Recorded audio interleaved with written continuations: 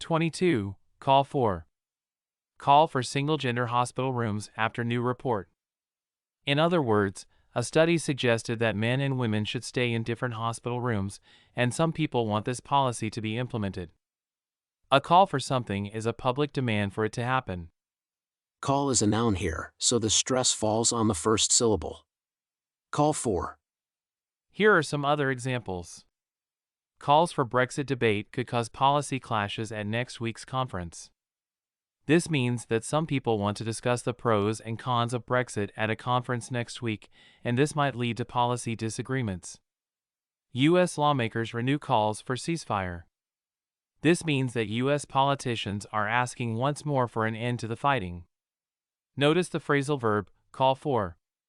Unions call for greater support to tackle rising school violence. Sexual violence, women's rights group calls for accountability. These are some of the top collocations. Calls for action. Calls for cuts, as in, calls for defense cuts.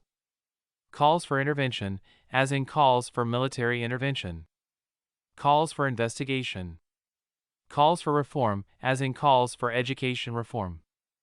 Calls for regulation, as in calls for increased government regulation. Calls for someone's resignation.